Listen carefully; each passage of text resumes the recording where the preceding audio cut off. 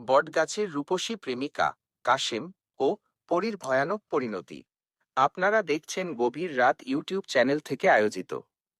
শুরুর দৃশ্যে একটি নির্জন ঘন জঙ্গলের ধারে বিশাল একটি বটগাছ, চারদিকে সন্ধ্যার আবছা আলো, পরিবেশ থমথমে। ব্লগার রনি ধীরে ধীরে কথা বলছে। বন্ধুরা, আমি রনি। আজ আমরা এসেছি এমন এক গ্রামে যেখানে প্রেমের গল্প শেষে পরিণত হয়েছে এক ভয়ঙ্কর অভিশাপে। কাহিনীটি কাশেম নামের এক সহজ সরল যুবকের, আর তার প্রেমিকা ছিল কোনো রক্তমাংসের মানুষ নয়, এক রূপসী পরী। কাশেমের বাড়ি ছিল এই বটগাছটির পাশেই। গ্রামের লোকেরা বলতো বটগাছের কোটরে বাস করে অপ্সরা বা পরীরা। কাশেম ছিল সুদর্শন, আর তার সরলতাতেই আকৃষ্ট হয়েছিল সেই পরী। লোকে তাকে ডাকত রূপসী। প্রথম দিকে তাদের প্রেম ছিল স্বপ্নের মতো। রূপসী কেবল রাতে আসতো, আলোর মতো ঝলমলে পোশাক, মিষ্টি হাসিতে ভরা মুখ। কাশেমের বন্ধুরা দেখত দিনের বেলায় কাশেম যেন কেমন ঝিমিয়ে আছে, তার চোখ দুটো সবসময় বটগাছের দিকে চেয়ে থাকে। শরীরটা দিন দিন শুকিয়ে যাচ্ছিল, যেন কোনো অদৃশ্য সত্তা তার জীবন রস শুষে নিচ্ছে। গ্রামের কবিরাজ কাশেমকে সাবধান করেছিলেন, বাবা, এ নারীর প্রেম নয়, এই হলো মায়ার বাঁধন। পরী এসে তোমার জীবন কেড়ে নিচ্ছে। প্রেমের ভাঙন ও অভিশাপ। কাশেম বুঝতে পারে এই প্রেম তাকে মৃত্যুর দিকে নিয়ে যাচ্ছে। সে ঠিক করে সে একজন সাধারণ মেয়েকে বিয়ে করবে এবং পরীর বাঁধন থেকে মুক্তি নেবে। সে বিয়ে ঠিক করে হালিমার সঙ্গে, গ্রামের এক শান্ত সাধারণ মেয়ে। কাশেমের বিয়ের খবর রূপসীর কানে পৌঁছানো মাত্রই শুরু হলো বিভীষিকা। বিয়ের আগের দিন হালিমার নতুন ঘরে আলমারিতে রাখা সমস্ত শাড়ি ও গয়না যেন কেটে টুকরো টুকরো হয়ে গেল। রাতে হালিমার বাড়ির চারপাশে শোনা গেল মিষ্টি সুরের সঙ্গে মিশে থাকা তীক্ষ্ণ কান্নার শব্দ, যা মানুষের নয়। কাশেম ভয় পেয়ে হালিমার কাছে যায়।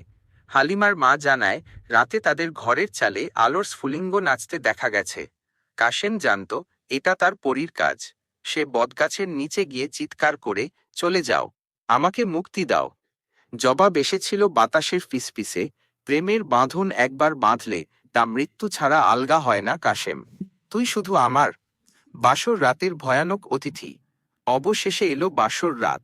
গ্রামের লোকেরা প্রথা অনুযায়ী বাইরে পাহারা দিচ্ছে, যাতে কোনো অশুভ শক্তি ঢুকতে না পারে।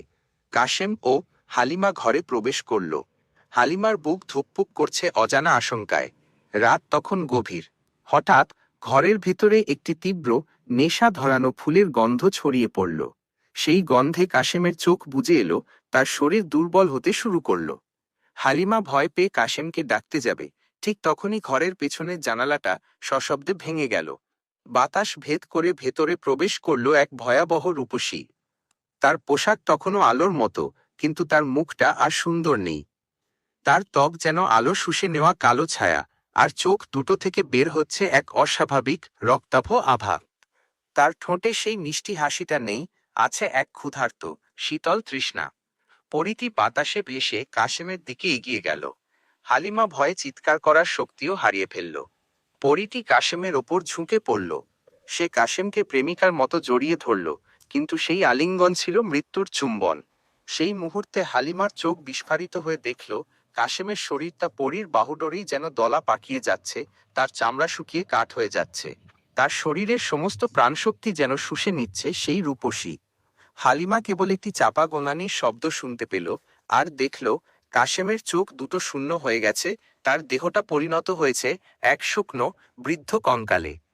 পরীটি তখন সেই শুকনো দেহটাকে আলতো করে বিছানায় শুইয়ে দিল, আর হালিমার দিকে তাকিয়ে তার ঠোঁট বেঁকে গেল এক শীতল, বিজয়ীর হাসিতে।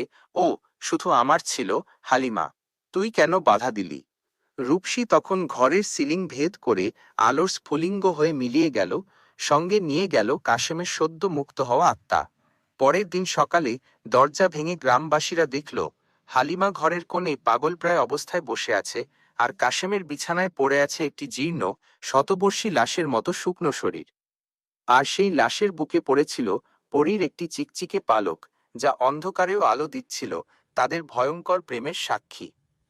এই ছিল কাশেম আর তার পরীর অভিশাপের গল্প। আপনার কি গা শিউরে উঠল? আপনি কি চান এই রকম পরীর মায়া ঘেরা আরও একটি ভৌতিক কাহিনী তৈরি করি? عندما هناك كان عايز يقول لي على الرسم بقى انا كنت كده الصلاة وده Oh, and then little yellow.